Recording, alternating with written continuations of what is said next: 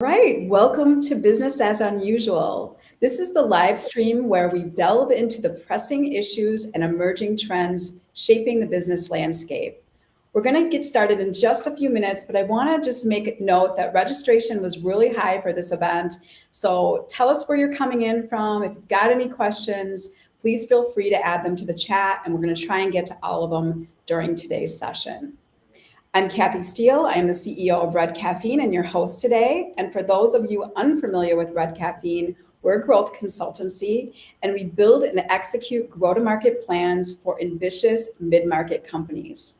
Our service offering includes a fractional team that is led by a senior level marketing exec to enable a business to scale rapidly without having to hire a wide range of full-time staff members to move that growth plan forward.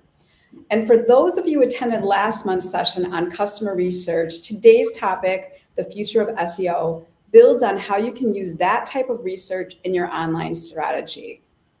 As search continues to trend towards a more user-centric and technically advanced approach, we need to really refocus our strategy on building a roadmap that meets prospects in the very early stages of the purchase journey. And that's something we talked about in great detail with our guest in January, Ryan. So today, I'm really excited to have Victor Lopez, Red Caffeine's resident search expert, join us. We're going to dig into Victor's deep expertise, and we're going to really talk at a high level about the foundation or the fundamentals of SEO at first. Then we're going to delve into the influence of AI, the most popular topic today, on search behaviors, and the strategic content frameworks that we use here at Red Caffeine to engage and convert. Some attendees might be surprised that we're still hearing from our prospects that their customers don't find them online. So Victor and I are hoping that this conversation is an invitation for those to really rethink what you know about SEO, embrace its complexities, and to unlock the potential it holds for making genuine connections with your audience. So let's jump in. So Victor, tell us a little bit about yourself, and give us something that's interesting that's not on your bio. Well, thank you, Kathy. I appreciate the invite and being here. I've been working on the web since the early days of the web, optimizing websites for years. But something not in my bio. I'm an avid traveler, so I am on a journey to visit all the major pyramids around the world. And this past summer checked off Mexico and Guatemala. So I continue my journey south. So getting away from the screen there, but my day-to-day is focused on search engine optimization. Oh, well, we definitely share that passion for travel. As you know, I'm currently in Mexico myself. So, I didn't realize that there were so many pyramids here in Mexico. I have to make note of that on my bucket list. Yeah, we can talk offline about those. I'll give you some suggestions. Sounds Sounds good. All right. Well, so let's start with kind of the basics. I think we always kind of like to start really at that macro level. Can you just provide the audience an overview of search engine optimization? Yeah, that's a great place to start because search engine optimization or SEO has really changed throughout the last 10 years. Accelerated change, post pandemic. In the early days of SEO is really just about how many times can I put the keyword on this page, even using tactics of, we would hide keywords in white text in the background in the early days, right? But as algorithms have become more advanced, as AI has come into the forefront, SEO has really evolved. And what we do here at Red Caffeine is we focus on what we call the pillars of SEO. And there's 4 pillars that SEO stands on, and every initiative needs to go guided back to one of those. And those are abbreviated by the acronym E. So EEAT, the first of which is the experience. And it asks the question, does your website, does your content portray that you have experience in your field? Is your website doing a good job of showing your years of history in the field, that your awards that you have won? Does your About Us page have a nice concrete story about who your business and your company is? So really showing your experience, right? And companies that do that, brands that do that, will have a better chance of ranking very well in Google search. Another of those pillars being expertise, that really asks the question, are you an expert in your field? Because search engines like Google are really trying to put the experts on page one, right? And why do we care about being on page one? Well, upwards of 92% of all clicks happen on page one of Google search, right? And out of those 90%, 70% of the clicks come in the first three search results. So that's why being the expert is so important, because you want to be one of those first few brands and websites that come up in search. So one way that you can do that is by being the expert. So it's great to have a nice, beautiful looking website, have a good user experience, but at the end of the day, you want to make sure that your expertise is coming through in your content. Then we have the A pillar, which is the authoritativeness, which is your reputation online. Do others consider you to be an authority in the field? Are your authors reputable? And that's what things like link building come into play. Where do other websites have enough confidence in your own website to point their users to your website? Right. So those people who are the authority in the field will always rank very well. And then the final pillar there that we have is trustworthiness. Is your website being trusted? Is the data accurate? Is it reliable? And not only about the content, but is your website reliable, right? This is where technical SEO will come into play. Do you have a fast website? Do you have a secured website?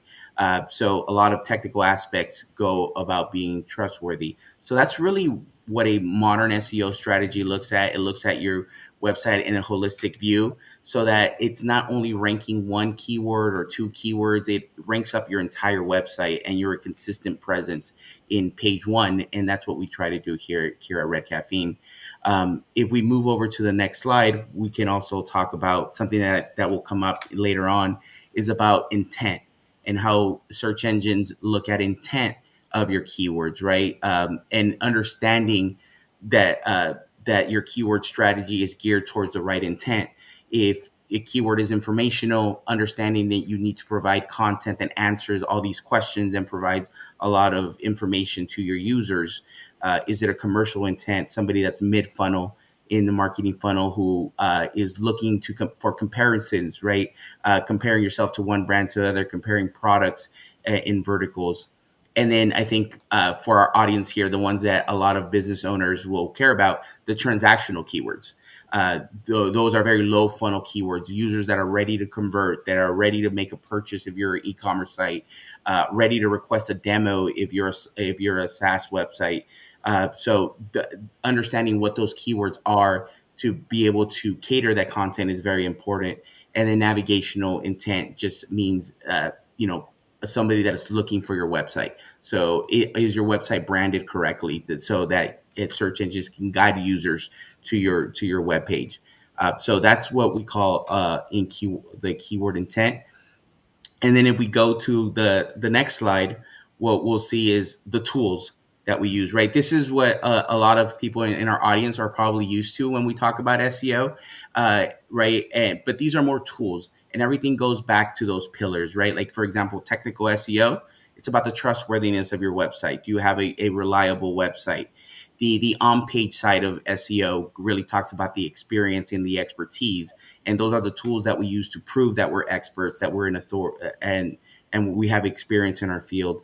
And then the off-page SEO side, that's targeting that authoritativeness, that builds links from reputable sources back to your website.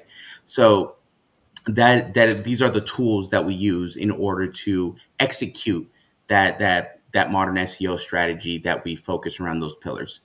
So Victor, it felt like a whole of last year, 2023, was focused on GA4. Can you talk a little bit about, is there still lingering impact that we should be thinking about?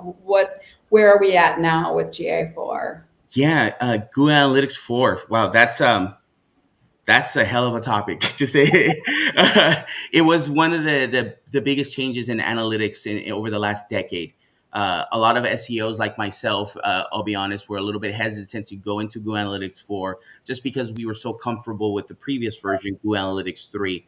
But now that we're in the middle of it and the transition has been executed and everybody's in Google Analytics 4, we're really starting to understand how powerful it is, because Google Analytics 4 really gives us a lot of insights into user engagement and how users are using your website. Just to give a brief example, Google Analytics 3 always gave us the amount of sessions or the amount of time somebody would come to your website. But now they've created metrics like engaged sessions. So they tell us, okay, out of these 15,000 sessions that came to your website this month, let's say 11,000 actually engaged with your website. So it actually gives you more metrics about the user behavior of how users are using your website. So it's a lot more important metrics and a lot of more user metrics. And also, that buzzword, right? AI, the machine learning that's been incorporated into Google Analytics 4, that allows us to identify trends a lot quicker. It allows us to get insights based on that data that maybe we didn't have insights into before. We're able to do that now with the machine learning of Google Analytics 4. And what we've learned is that as more data comes in, it gets more advanced. It keeps learning. It keeps giving you more data. So quarter after quarter, year after year, it's just going to get stronger. It's going to get stronger. It's going to be a more powerful tool as we move on.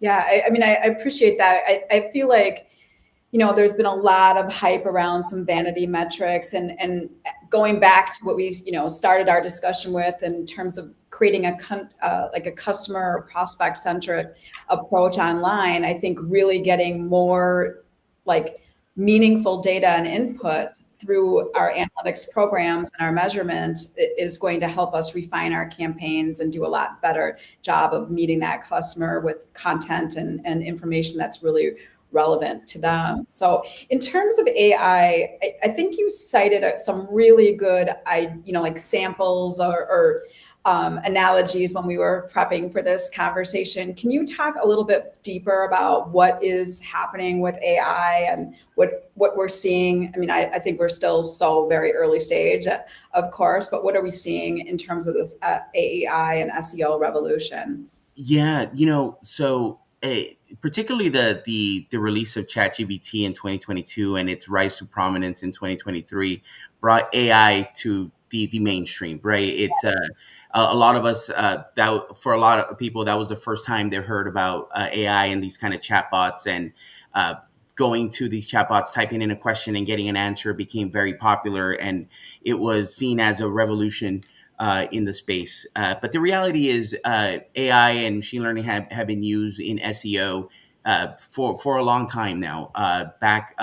Google first incorporated AI into their algorithm back in 2015 with something called RankBrain, and they've been using it to rank websites properly, understand user intent, understanding natural language and understanding the topics that you're writing about.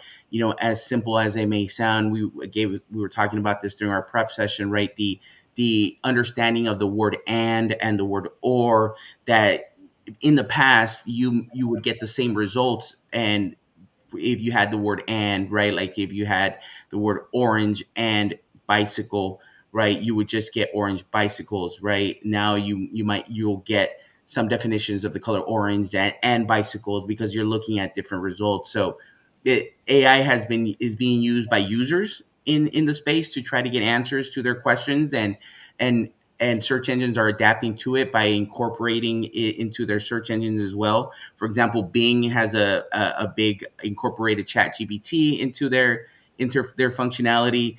Google has been testing this platform that we call SGE, or search generated experience, that's still in the testing phases, that they haven't released to the public. But in some cases, it's being used on mobile devices, right? If you use Google search on your mobile phone right now, you may get a little AI experiment that's trying to answer the question. So search engines are adapting to that new user behavior, but in the end of the day, they have used it in their algorithms and the search algorithms for a lot of time. So as SEOs like myself, understand how that's being used in their algorithms, and we then use that to optimize web pages accordingly.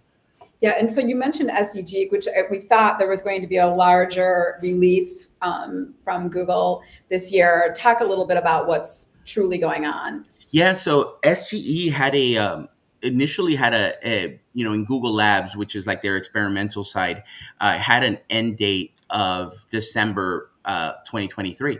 And we were all expecting it to be released to the wider public towards the end of the year. But what we ended up finding out is instead of releasing it, they took away kind of the end date and just left it indefinitely in testing, which is not surprising because one of my teammates, Andrew, mentioned this to me. He said, one of the problems with SGE was that it's still learning, and half the time it would still give the wrong answer. So the confidence wasn't there, right? So it still has a lot of learning to do. But as Google does, right, what they're doing is they'll take those test results and those results from there, and they'll incorporate certain features into search results. So what I expect is what we'll see in the future is instead of getting a whole new experience, we're probably going to get parts of those features incorporated into the standard search. But like I was mentioning, in mobile phones right now, they're kind of testing that out, right? Where if you ask a question on your Google browser on your mobile phone, you might be one of the select few that the AI tries to give you the answer right away. Okay. Yeah, I think that's an important thing to note is with all this influx of incredibly advancing our technology, we're still in such a learning process. We're in such an experimental phase. I mean, if Google thinks they're going to do something and then they roll it back or they do it in a way that, the rest of us are following suit. We're just trying things, trying to get, really good things from these tools. Sometimes you get really good things from these tools and other times you just don't. Exactly. So my thought process has always been always cater to your users and your audience and let the search engines adapt to you. Yeah. And always be the thought leader. And if you are doing a good job being that thought leader, of being the expert, search engines will want to put you in front of their audiences. So instead of adapting to them, have them adapt to you. I think that's a perfect segue to our next theme that we wanted to cover off on in terms of content strategy and how we're using SEO and SEO best practices. So we really talked a lot about kind of the B2B buying cycle, buying personas, how understanding your customers and building that strategy to meet them where they are in that process impact your SEO plan. And at Red Caffeine, we love our planning and content clouds. Can you talk a little bit about how we think about content at that high level, and then how that really impacts the SEO strategy, so it underpins our content strategy? Yeah, and this goes back to what we said at the beginning, right? Our pillars, right? And your content strategy goes around proving your experience and your expertise. And one of the tools that we have to order to prove that expertise are what we call our content clusters and our pillar content, right? Where we select a 3 or 4 or up to 5 main topic ideas that we really want to focus on as a website, and we want to prove our expertise in there. We will produce a long form piece of content that's really the pillar or the staple piece of content, and then we will support that with subtopics and really go in depth in these subtopics, so that every area of the topic is being covered. And then through these content calendars, we're able to really lay out a plan that says, this month we're going to cover this aspect of this topic and this aspect of this topic, and continue to build that expertise.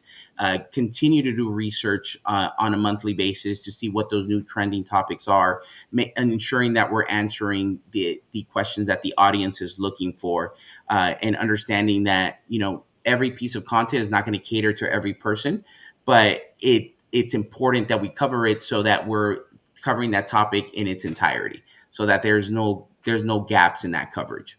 So you're saying a little bit more like go deep versus have this, we do everything for everyone. I feel like we're hearing a lot about niches and really being domain experts, and how, like we say 3 to 5. Can you do 7 or 10 content areas, or what are Yes. your thoughts on that? We say 3 to 5 because that's what really We also understand that, that everything has to be part of your marketing mix, and that there's other channels and there's budgets that are involved. Right. But in an ideal scenario, you would highlight every major topic that your website needs to cover. But you also don't want to get away too much and expand too much in something that's unrelated to your website. Right. So as long as the topic area makes sense for your audience and your audience is looking for it, that's truly what matters, right? Like I said, let cater to your users. Don't cater to a search engine. Understand your audience, understand those personas, and cater that content to that audience. Yeah, and we've got a question, and I don't know exactly if this fits in here, but we're talking about backlinking. I mean, is this something that the more the merrier, the more we got, the better? Can you talk a little bit about backlinking and this type of content strategy, and in the construct to what we're saying here in terms of pillar content or content clusters for domain expertise? Yeah. I will. The leader of our link building team, Jason, always tells me this, right? A good link building strategy always starts with good content, right? Providing those natural backlinks that people find useful content on the web that'll say, hey, these are the experts in their field. Let me send my audience to that, right? And backlinking is a backbone of SEO. It gives you authoritativeness on the web, right? It tells others that you are the expert in the field. And there is a such thing as the wrong backlinks can create a negative effect, right? If you're just getting junk backlinks and you're part of these link networks that are just providing you bad links, they can have a negative effect on your website. So what you want to do is you want to find reputable websites to point back to your website, but and part of a link building strategy is doing that outreach and going out to websites that are authorities in their field and having them point back to your website. But also the second part of that strategy is creating very enticing content to where users will naturally want to point and other webmasters will want to point their users back to your website. Yeah, I mean, I think about it like a PR strategy. I mean, you can say how good you are at something, but when somebody else endorses you, that really, takes that third party endorsement. It takes or peer endorsement that takes your confidence level to the next level. I think it feels like it's really similar and relatable to how you'd want to think about a backlinking strategy. Exactly, because part of the web since its early days has always been a popularity contest as well, right? So the more votes that you have, and each backlink is a vote of confidence, the more authoritative that you'll be in the space. Right, right. All right. Well, we've talked about it a little bit, but it does segue us into, some of the next section that we want to cover off on a user experience and search behavior. So again, thinking about our customers or our prospects, talk a little bit about answer engine optimization. How does it differ from traditional SEO? So, I think engine optimization is it's something that goes into an SEO strategy. So the what we call AEO is really about targeting questions and formatting your pages and your FAQs to a question and answer format. So there is a long tail question that's being asked, and then you have a concise answer after it. So while an SEO strategy looks at building your expertise and your authoritativeness of your content, and an AEO strategy is part of that, where we are just trying to answer trending questions and show our expertise through the answer and the question and answer process.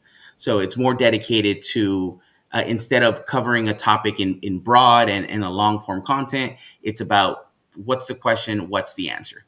Right, right. I mean, I think we're all getting so accustomed to quick information. We really want to not have to work hard to get an answer for something. So I think that really feeds into the user expectation and the experience that we want in our web searches online. So I think this is where zero-click searches, become important. Talk a little bit about zero-click searches and why they're increasing and really what it means, because you can't really measure a click if you get what you need when it's in a zero click search. So tell us a little bit about this.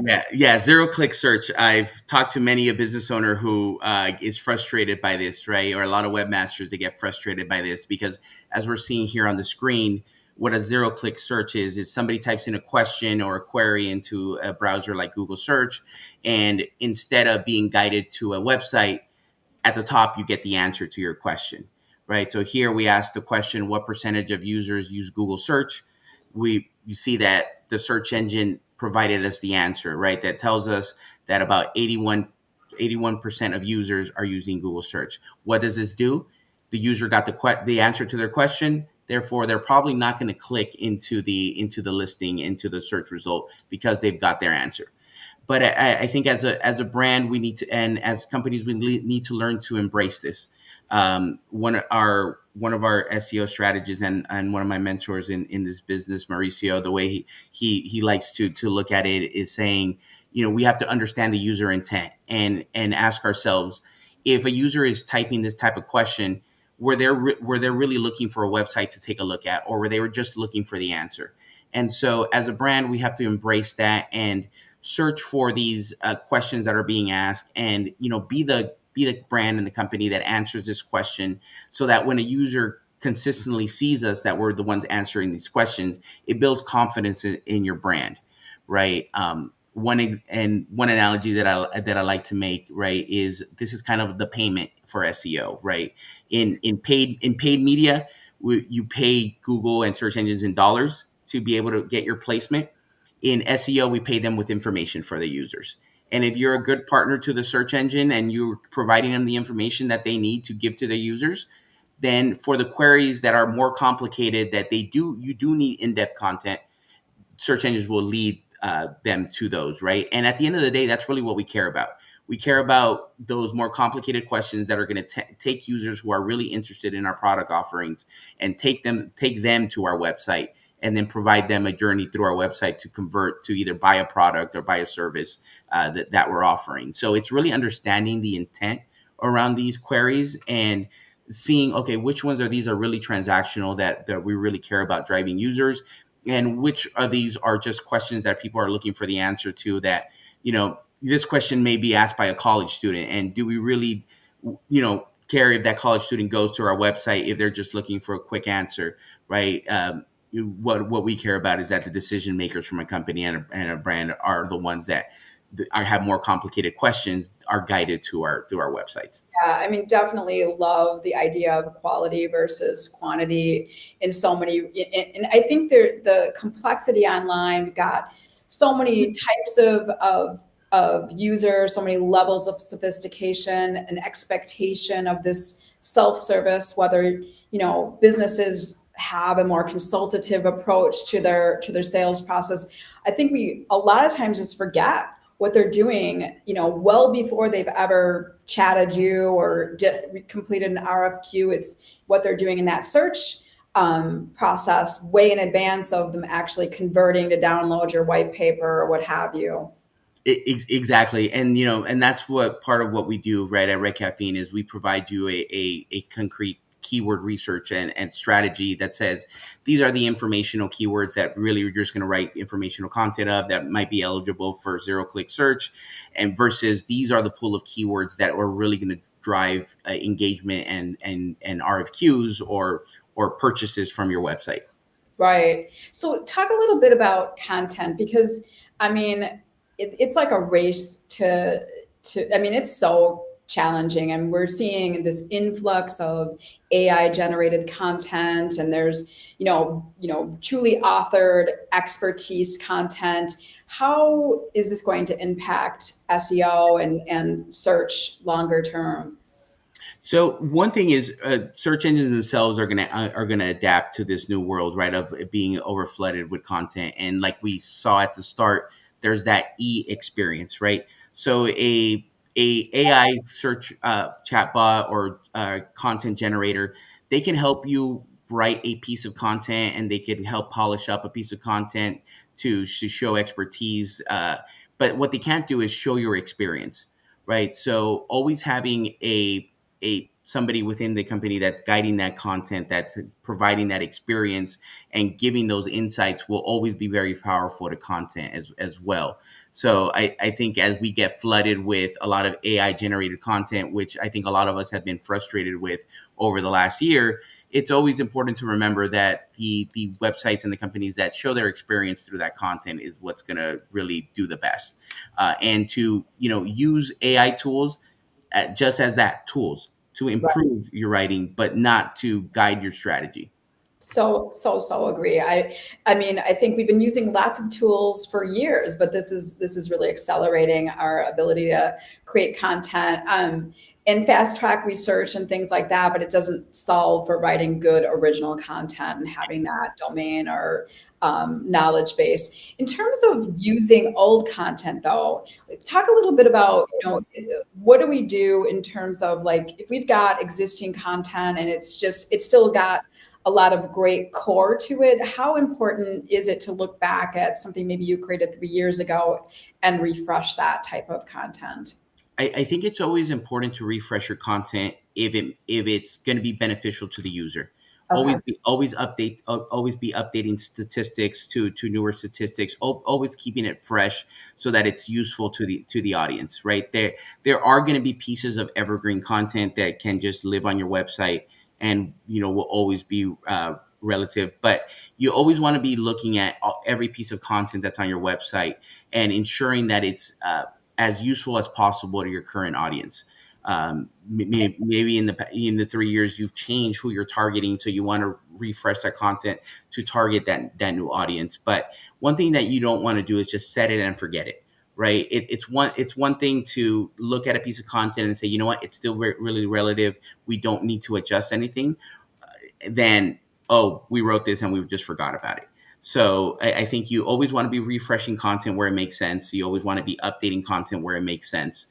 You always, for example, a blog, if a piece of content is no longer really related to the business, or really is no longer something that is being offered, then maybe you want to prune it from your website, right? And because search engines always want to see that you're maintaining your pages, and so refreshing is a very important signal to these search engines. Okay. Yeah, I think that this falls right in line with how we think about doing, like, that content audit to see what we currently have to work with, and then being able to link, new content to older content, but not forgetting to look at that older content and making sure, like, it doesn't say in 2013, or, unless it's really makes sense to say in 2013. So really making sure that you're thinking about updating stats and updating the year that it was created and those types Yeah, of things. yeah, exactly. Also updating just the style of the writing could also be very important, right? With AI and chatbots and voice search, having your content be more conversational is also very important. So in the before 2020, it was a lot maybe just bulleted lists that were being used, and so it's always important to also update the language that's within that content so that it's speaking to the modern audience. So that's also important as well. Yeah, that makes sense. I do feel like that answering questions and really thinking about, how we always love to create content where it's really easy to skim versus read entirely. But I think we have to kind of even rethink the bulleted lists and how we're using a question versus Exactly. this article includes bullets below. All right, well, let's switch gears and talk a little bit about video. I mean, video is huge. It is really, integral to a content strategy. Talk a little bit about how can we use video and how do we develop an effective video SEO strategy? Yeah, and I think part of that is understanding just the user behavior and how much video media is consumed in the modern internet, right? A couple years ago, it was about 65%. I think it's now up to 80% of the content on the web is video media. So creating that engaging videos for your website or even on a YouTube channel is very important for your brand.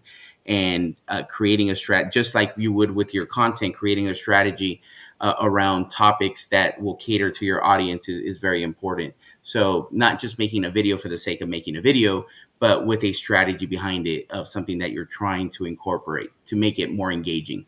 From SEO and statistics point of view, search engines are measuring the engagement of your website, and having video media incorporated into the website can help you really up those engagement numbers as well, and can help you in the long term.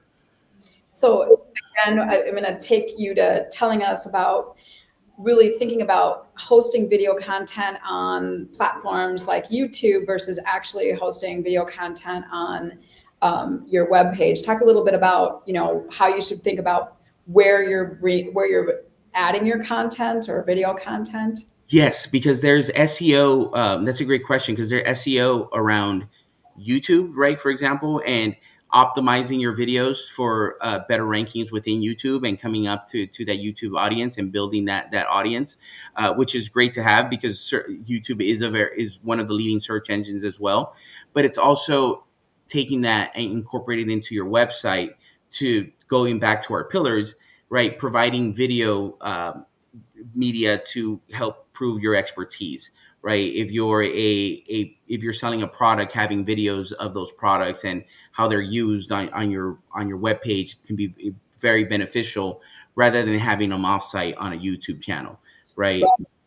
Yeah, I don't feel like people always click through from YouTube to your website unless there's something really valuable on your website that you lean into in that YouTube video. So I personally feel like there's probably a strategy for both: hosting it on YouTube just for that greater brand awareness, and then, using video content in some way, shape, or form on your website as well. Yeah, I always encourage our clients that if they do have a YouTube channel, to find strategic places for those YouTube videos and embed them into their website as well. And there's some technical things that we can do in the back end with things that we call structured data, to allow search engines to understand, okay, this video that's on YouTube is linked to this web page, and guide the user from that YouTube within search into the web page itself, where we can control that user journey. So there's definitely you can use your active YouTube channels to improve your current website and your current strategy on your website. Okay. Well, then one last question: transcripts.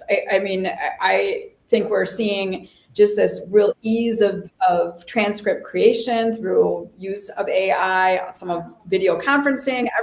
Everything seems to be able to create a transcript that are pretty good. I mean, not 100%. You still would want to edit them, but what is your view on including transcripts alongside video content? I think it's very important, and it also has a SEO strategic value to it, right? Because the search engine bot will read through those transcripts and have a better understanding of what that video is, and any keywords that are found within that video transcript will help the keyword relevance of that page, and help the search engine understand how to rank you better. So I am pro transcripts on videos. It is definitely very helpful to have those. Taking advantage of, for example, YouTube automatically creating these transcripts and embedding the YouTube video into your website is a great way to take advantage of that, right? Where it doesn't cost you anything, because it's already being done by YouTube. Yeah, I think the only thing I would caution is, in my experience, like, I feel like sometimes it spells a name wrong or doesn't capitalize things. So just, doing some, or taking some time to edit those those transcripts from video content, I think it really goes that Yes. extra mile. Yeah. And It's just like anything, right? It's a tool. So we always want to make sure that we're using it as a tool, and not just just not set it and forget it. So that's a great point there, Kathy. Yeah. Well, definitely. We've used transcripts from our BAUs, and I tell you, just even over the last 3 years, the quality of output of AI versus where it was 3 years ago is staggering, but it's definitely still not perfect. So, Yeah. in terms of thinking about the future, where do you see the SEO landscape going? What are some of the tools that businesses can use to stay ahead? There's a lot of tools that we use and that we recommend. But we've talked about Google Analytics for and continuing to use Google Analytics to understand your audience, using Google Search Console to understand how users are getting to your website, using Google Trends to understand what keywords are trending, and always keeping your keyword strategy refreshed. We recommend refreshing that keyword strategy at least twice a year, or after any major algorithm update by Google. There's a lot of, embrace the AI tools like ChatGPT to help you do analysis and really do a lot of data mining. Use third party tools like SEMrush and Ahrefs that really help you understand your website from a technical perspective and from a content perspective. So continue to use those tools and stay in the forefront. If the tools look a little bit overwhelming, you could always come to us at Red Caffeine as the experts, and we can help you understand the tools that you're using a little bit better. All right. Well, what about AI and technological advances? There has been talk of AI killing everything, taking people's jobs. So where do we see that uh, impacting the future outlook for SEO? I've been hearing that SEO is dead. I think every year since I've been in this business. So, but I do think that we do need to take AI seriously, and we have to understand how users are going to be using those AI tools and cater to those tools. But like I said at the beginning of this, always focus on your user, right? Because at the end of the day, that's who matters. So if the user is, if you're always catering to your audience and your users, and you're worrying about making improvements to your website and your content for your users, AI and search engines will adapt to you and will always put you in that forefront. So, and embrace it, embrace the AI and its tools and what they have to offer, and don't just shove them to the side. Learn to adapt and to use those tools. It's definitely going to change.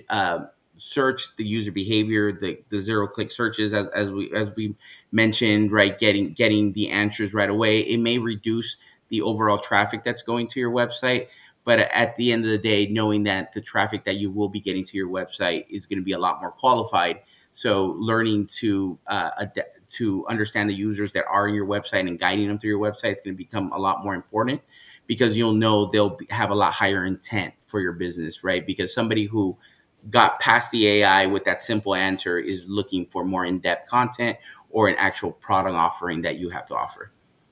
Yeah, I mean, just even thinking back, like even 10 or so years ago, I mean, just the we used to have like one person handling so much in terms of our SEO strategy, and now we need a team. It's just advancing so much and being on top of all the algorithm changes and all the demands, and it's really, and then the opportunity, like it's kind of maintaining that base case, and then the opportunity is, I think, where we're leaning in. I'm curious. We did get a question. Neil Patel, of course. What do you think of his keyword tool? I think every keyword tool has its use. What Neil Patel has really done in the industry is has helped an audience that is not usually in tune with SEO on the day to day, simplify it and be able to use those tools a lot easier. So you may not get the full in depth. The full in-depth kind of results that you're looking for, but it's a great starting tool to definitely to use. Yeah, I would agree. I mean, I sort of raised at the kind of the beginning, we're still getting, I mean, it's come a long way.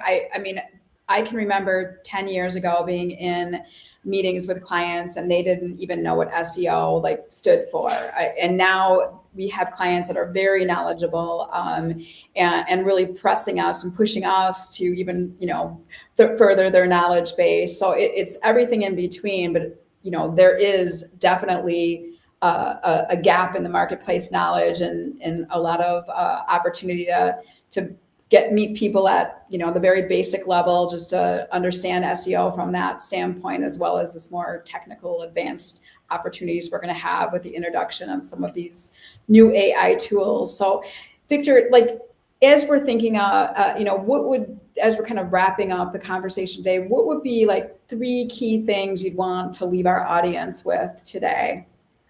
The first key is something I think I've mentioned multiple times. Think about your users. Always put your users first. Put your audience first.